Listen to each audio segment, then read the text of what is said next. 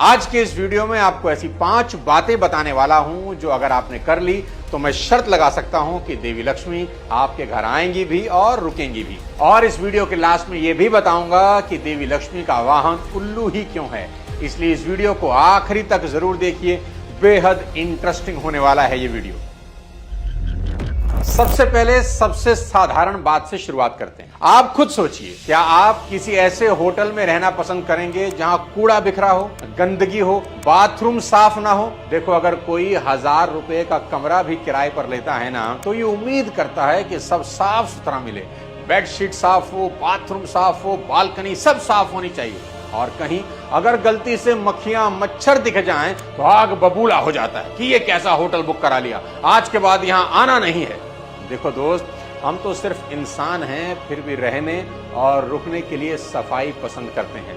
ठीक वैसे ही मां लक्ष्मी वहां कभी नहीं रुकती जहां गंदगी हो, धूल हो, जाले लटक रहे हो, घर का सामान इधर उधर सब जगह बिखरा पड़ा हो। जापान की एक टेक्निक दुनिया भर में वायरल हुई, उसका नाम है कोमारी मेथड, जिसे जापानी लेखक मारिया कोंडो ने शुरू किया।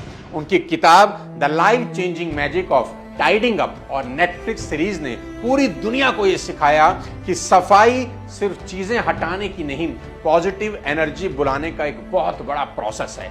जापान के लोग समझ गए कि सफाई का पैसे से सीधा रिश्ता है। एक साफ सुथरा कमरा, एक साफ डेस्क, सब चीजें ठीक अपनी जगह पर रखी हुई होनी चाहिए।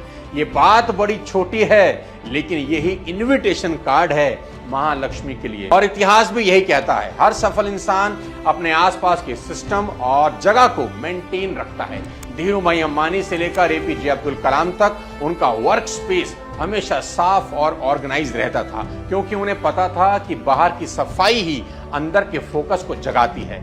इसलिए अगली बार जब आप अपना बिस्तर ठीक करें, अपनी अलमारी जमाएं या मेज से बेकार कागज हटाएं, तो समझ लीजिए आप सिर्फ सफाई नहीं कर रहे, आप लक्ष्मी जी के आने का रास्ता बना रहे हैं। अब दूसरी चीज बताता हूं जिससे मां लक्ष्मी का वास आपके घर में होगा, वो है आपकी लैंग्वेज और आपका सॉफ्ट व्यवहार। लक्ष्मी वहां रहती हैं जहां वाणी में कटुता नहीं, मिठास होती है। सिर्फ पूजा करने से वो नहीं आती, लक्ष्मी आपके शब्दों से आती है, क्योंकि शब्दों में शक्ति होती है और वो शक्ति या तो आकर्षण बन सकती है या फिर विनाश। अगर आप अपने घर वालों से हमेशा ही ताने में बात करते हैं, स्टाफ को डांटते रहते हैं, नौकर से गुस्से से पेश आते हैं, तो आप सिर्फ रिश्ते नहीं तोड़ रहे, आप मां लक्ष्मी की ऊर्जा को भी दूर कर रहे हैं। याद रखिए, पैसा अकेला कभी नहीं आता, वो आपके आसपास के लोगों की वजह से ही आता है।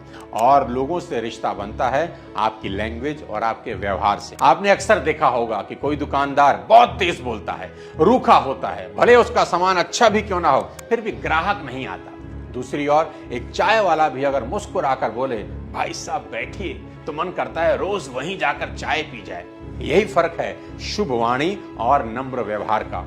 स्टीव जॉब्स, नारायण मूर्ति, रतन टाटा, ये लोग करोड़ों अरबों के मालिक हैं, लेकिन जब बोलते हैं तो आवाज में अहंकार नहीं, सम्मान और शांति होती है। आपको लगता होगा कि पैसा तो दिमाग से आता है, पैसा जरूर दिमाग से आता है दोस्त, लेकिन रुकता उन संबंधों के कारण है जो दिल से बनते हैं, और बिना संबंधों के पैसा कभी टिकता ही नहीं। नम्रता वो गुण है जो आपके लिए हर दरवाजा खुलवाता है, चाहे वो इन्वेस्टर का हो, चाहे भगवान का। और ध्यान रखिए, जो दूसरों को छोटा समझता है, समय उसे छोटा बना देता है।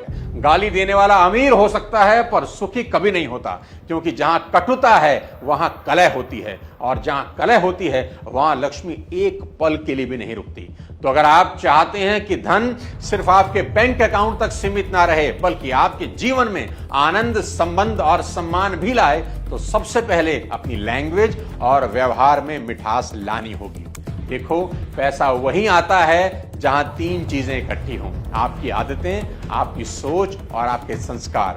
कई लोग सुबह पूजा करते हैं, दिया जलाते हैं, माला फेरते हैं, पर जैसे ही दिन शुरू होता है उनको अपनी लैंग्वेज पर कंट्रोल नहीं होता। माँ की, बहन की, सब उल्टी सीधी गालियां चालू हो जाती हैं। याद रखना, देवी लक्ष्मी को आपका जलाया दिया ही नहीं खींचता, उसे खींचती है आपकी भाषा, आपका व्यवहार। एक बार एक रिपोर्टर ने रतन टाटा से पूछा, सर आपके पास इतना पैसा है, इतना स्टेटस है, लेकिन आप इतने शांत, इतने सिंपल क्यों हैं? रतन टाटा मुस्कुराए और बोले, स्टेटस मेरे कपड़ों या गाड़ियों से नहीं, मेरे व्यवहार से आता है। पैसा आए या जाए, इंसानियत नहीं जानी चाहिए। इतना बड़ा इंसान फिर भी एक छोटे कर्मचारी को भी सर कहकर बुलाता है। यही है वो नम्रता जहां लक्ष्मी सिर्फ आती नहीं, पीढ़ियों तक रहती है। मां लक्ष्मी क्यों रूठ जाती हैं, इसका तीसरा और बड़ा इंपॉर्टेंट कारण आपको बताता हूं। वो है कृतज्ञता यानी ग्रेटिट्यूड की भावना का ना होना। इसे ऐसा समझें कि जिसके पास जो है, अगर वो उसी के लिए थैंकफुल नहीं है ना, तो नई अपॉर्चुनिटी उसको कभी नहीं मिलती। और ये कोई स्पिरिचुअल ज्ञान नहीं है, ये एक यूनिवर्सल लॉ है। देखो, जो व्यक्ति कृतज्ञ होता है ना, ग्रेटिट्यूड वाला होता है, वहीं समृद्धि टिकती है। जरा सोचिए, अगर कोई आपके हर छोटे एफर्ट पर आपको अप्रिशिएट करे, थैंक यू बोले, मुस्कुराए, तो अगली बार आप उसके लिए कुछ भी करने के लिए तैयार हो जाते। तो प्रकृति का भी यही नियम है। जब आप अपनी सैलरी, अपने काम, अपने शरीर, अपने घर, अपने माता पिता और अपनी छोटी छोटी अचीवमेंट के लिए यूनिवर्स को थैंक यू बोलते हो ना, तो पूरी कायनात आपके लिए और देने को तैयार हो जाती है। ग्रेटिट्यूड एक मैग्नेट है, ये सभी तरह के सुख और संपन्नता को अपनी तरफ खींचता है। और दूसरी तरफ जो व्यक्ति हर तरफ शिकायत करता है, मुझे कम मिलता है, मैं तो बहुत अनलकी हूं, उसको क्यों ज्यादा मिला है, हमेशा ही रोता रहता है, वो खुद अपनी एनर्जी ब्लॉक कर रहा है। उसके ये नेगेटिव शब्द मां लक्ष्मी को उससे दूर कर रहे हैं। कुदरत भी सोचती है, इसे कुछ भी दे दो, साला रोता ही रहता है, इसको छोड़ो और उस इंसान की सुनो जो कहता है थैंक यू गॉड, मेरी नौकरी है, थैंक यू गॉड, मेरे पास 2 वक्त की रोटी है, शुक्र है मेरे माँ बाप मेरे साथ हैं। ऐसे पॉजिटिव इंसान के पास वो वाइब्रेशन बनती हैं जो देवी लक्ष्मी को अपनी तरफ खींचती हैं। स्टीव हार्वे ने एक बार कहा था, अगर आप उस चीज के लिए आभार नहीं जता सकते जो आपके पास है, तो आप उस चीज के लायक नहीं हैं जो आप चाहते हैं।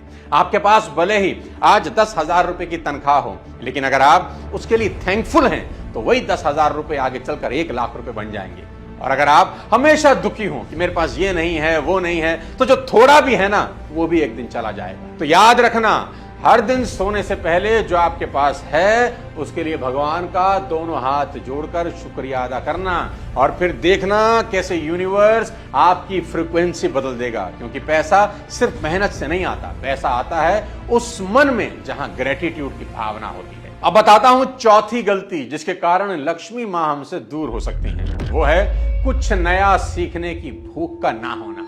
देखो दोस्त, कुछ नया काम करने की आदत ही इंसानों को पशु पक्षियों से अलग करती है। अगर आप ध्यान दें, कोई पशु पक्षी नया काम कभी करता ही नहीं। तोते को अगर आप देखें, हमेशा रटी रटाई बातें ही रिपीट करता है। कुत्ता आज तक पेड़ पर चढ़ना नहीं सीखा। गाय बैल को हमने पालतू तो बना दिया, फिर भी वो 2 पैरों पर चलना नहीं सीख पाए। और इंसान ने आज तक जितनी भी तरक्की की, वह सिर्फ नया काम करने के कारण ही की। याद रखो, उसने खाने के लिए नेचर पर डिपेंडेंट रहने की बजाय खुद फसल उगानी शुरू की। अपने काम के बोझ को हल्का करने के लिए उसने पशुओं को, जानवरों को पालतू बना दिया। और तो और मौसम से बचने के लिए कपड़े बनाना और पहनना भी सीख लिया। गुफा की बजाय अब घर बनाना सीखा। अपनी बात दूसरों तक पहुंचाने के लिए उसने लैंग्वेज का आविष्कार कर दिया। उसने आग जलाना सीखा, पहिया तक बनाया। क्या सबक मिलता है? यही कि अगर इंसानों में कुछ नया करने की आदत नहीं होती, तो अब भी शायद हम लोग कहीं गुफाओं में रह रहे होते।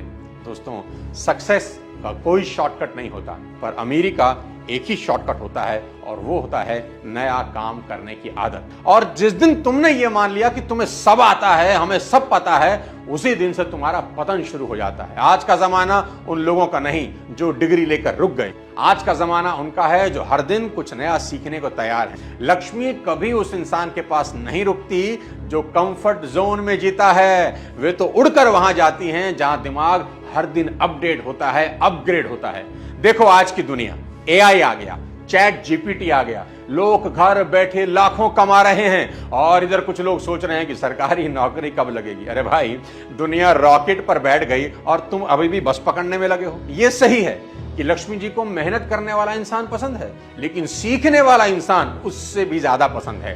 क्योंकि जो सीखता है वही नया करता है, और जो नया करता है वही अमीर बनता है। तो आज से ठान लो कि हर दिन कुछ नया सीखना है, क्योंकि देवी लक्ष्मी उसी को पसंद करती हैं जो हर दिन कल से बेहतर हो रहा है।